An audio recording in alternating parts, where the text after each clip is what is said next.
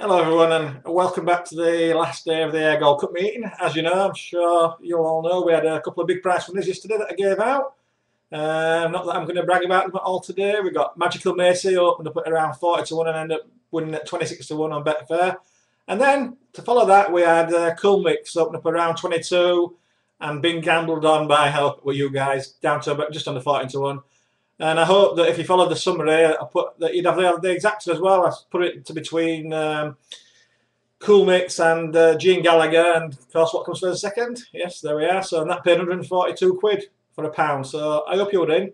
And that follows up with last week's big selection, Series Prospect. And again, we had the exacta that day. Series Prospect up at 40 to 1, and the exacta, if you put the exacta in with the horse that I summarised, £197 for a quid, which I had to a tenner like, which were nice. So a little rendition for you now.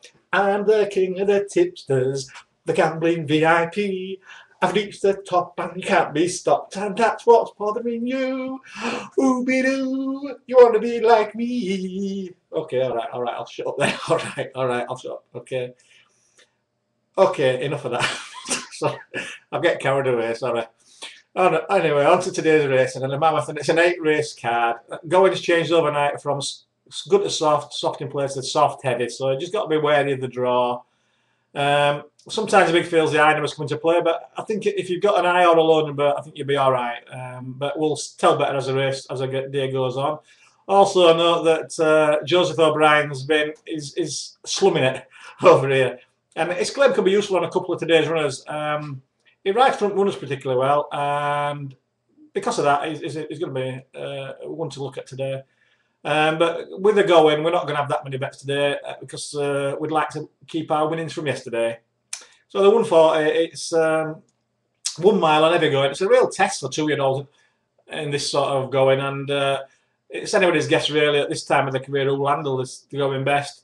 For that reason, I'm not going to bet in it. It's a no-bet race. But just to briefly summarise, Montessori could do no more than win, but it wasn't a strong race at first last. Different going altogether. Wouldn't have been my selection, whatever they're going to have been. I don't think the form's really good, but I might be wrong. Holy Roman Warrior from Richard Faryard. It's been disappointing so many times for my liking. Strictly Silver won quite cosily yesterday. If it turns out again today, it's worth looking at, but the going is totally different again today, so you don't know. Zachary and Loyal Master both shown their effectiveness on this type of going, but the horse I think will win if he handles the going is a top weight risky art, but he's got a lot of weight with JP claiming £3, JP O'Brien claiming £3. He's the best form in the race since he's been stepped up massively in trip. I mean, he raced over 5 furlongs, then stepped up straight away to 8 furlongs, gambled on, landed it, and it looks a stayer, but the going's different, so it's got to be a big if he handles the going. So I think he would win, but it's a no bet race for me because of that. No point wasting his money. 2:15, well, it's a lovely, nice 26-runner sprint. Just what I deserve to help me recover from the hangover from celebrating my winners yesterday. So I'm with it. Nasri seems to prefer faster going, and might struggle to give weight. You know, with top weight, it might struggle to give weight. So not for me. I think the same can be said about stablemate Tax-Free, who's also getting on a bit now at the age of 9. Had some good back form and on this sort of going, but he hasn't shown it for quite a while now. Cheverton done us a favour a couple of times the last couple of seasons, but it doesn't seem to be the same force at the minute. You know, he's had chances this season on going that he likes, so I'll be giving him my berth today. Faster, another one that's done us some favours in the past, but very, very hard to get whether he'll win or not. When he'll win, he'll like the going, and he'll probably be placed, but doesn't win very often. Prison Pyramid, I think is in form, but I think we're flattered by his proximity to the flying international debut last time, and there's got to be doubt about the going with him. I think even though Paul Hannigan picks Valerie Borsov, I think he'll love the going and be staying on at the finish, but I'm not sure this easy track's what he needs. I think even with JP on board, Sue Rising, it got too much weight for today's conditions. I've narrowed it down just to the 5 runners that I think can win this, but to find out what they are, you need to be a member. So after yesterday's performance, I hope you've all put your hands in your pocket and become members. And we'll see if we can get you some winners today from these big price ones. 2:45, it's a fillies race, so anybody that regularly watches this or reads what I write, you'll know that with a few exceptions, got my fingers burnt last week on one, but with few exceptions, I don't back in fillies race because of the vagaries of fillies. They're like women. you never know what to expect from day one to the next day. So that's me in trouble now. So Mary Files looks hard ride. Ungun put his head up in the air last time, and not for me. Martin Harley seems to get the best out of Missile Harbour. I'm not sure if she'll be good enough to win. Misty Conquest seemed to show improved form last time, but it wasn't a strong race, so I'll be a bit wary of that form. I think the race lies between Kohala and Miss Artwork, with I think the latter having the best chance on form. The form looks slightly better, but it's not a betting race for me. 320, it's another one of these races I like and do well in. The one we've all been ready for, the big race, the Ayr Gold Cup. Just the 27 runners and 32 on the field, that tells you it all. It's such a hard race. But as you know, I do well in these. We'll know a bit better after the earlier races to what the effect of the draw might have. But again, it's not necessarily take it too literally, but you know, can frighten you before the race. Jonathan, I love the going and the way the race is run, but he needs to produce a lifetime best just to get in the first 4 races, so not for me.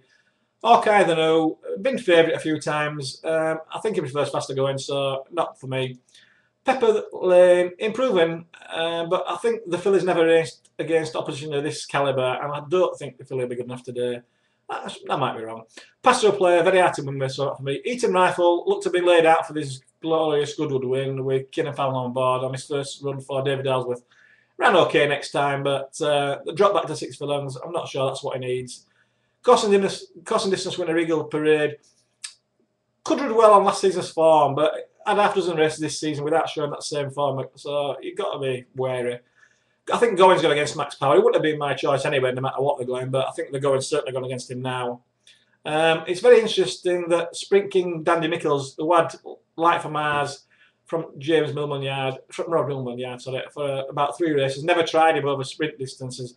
They've got rid of him and he's gone to John Quinn, and his first run is over sprint distances. So, you know, if it had been on faster going, I could have been interested in that one. Mason is consistent but not good enough. Cost distance winner Caldun King, I don't think he liked the going. He's done us a couple of favours in the past, but I don't think they like the going. Castleton from Ireland ran the Group 3 last time, but you've got to be a bit wary of the form. You don't know how good it is. I've narrowed it down just to 4 runners that I think are going to win this, but you need to be a member to find out what they are. And they're good prices, so it's worth being a member. The 355 course and distance winner Masked Dance is way out of form, and you've got to wait till they show some sort of revival before you can back him.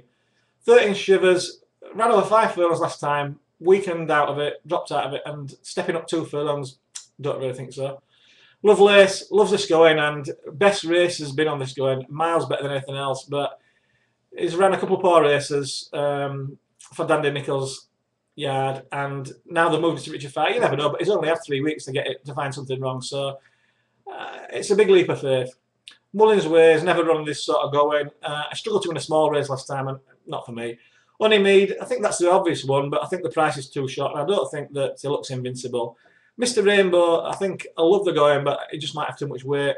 It's a no-bet race for me, but if I were having a bet, I think I'd find it very hard to split Silver Rhyme and Silence of the Wind, but both stables are out of form. Both have got claims on taking weight off the back, which in these conditions is good, but if I had to choose, I would probably go for Linda Pirrett's runner because there's a bigger price out of the pair, but the stables are so far out of form, it's hard to give them out as a selection, so it's got to be a no-bet race. 4:30, it's another no-bet race for me, with some in and out performers, and ability to act on the going, which by this time I'm pretty cut up, he's unknown, so don't waste your money, you know. 5 o'clock, Alison George, not won for a long time, despite having a few chances, so not for me. Snowbay seems to have gone off the boil last 2 or 3 runs, so again, watch until he comes back to form. Pat's Legacy had an easy lead last time and toughed it out, but I don't think he'll get such an easy lead this time. I think the way the race will be run looks at the way at the mercy of Sasa, but he's got 2 ways of running. If he brings his A game, he'll win it. If he don't, he won't. But it's a no-bet race because there's a few crocs in it, a few old crocs with no disrespect meant horses who might have a good day and come on. 5:35, last race, thank God. High Office looks to have too much weight. Bollingreeter don't look good enough, and I think the same applies to all time with Chucky Hamilton. Spirit of Nation, I love the going, but I don't think their form's good enough. Lexington Bay, if he had another going, I'd have a chance, but you don't know if he will or not. You're only guessing. Sharp Relief will not like the going, I don't think, and I don't think it's good enough either. And Huey Morrison's horse has got to be May. It's my only place lay this meeting. I'm going to have a place lay on around, well, 2.04 if we're lucky. It might be a little bit bigger, but I think a bit of value there to lay at 2.04. I think the race lies between two runners. Gojo, where Gary Williams claiming £5 off his back, that makes it interesting, and Bridal Bell, who will love to go in. And I'm going to give this out as a free selection to you all. It's the last race of the meeting, and because the price is too short from what I give to my members, I'm going to give you it all as a free selection. So, Bridal Bell as a selection, and I think it's worth putting Gojo in maybe a reverse exacta just to cover both bases in case Gojo runs a little bit better than expected. But I think it's pretty much between these two horses. So good luck. I hope you've enjoyed those little things, and I hope that you'll come back for some more another time.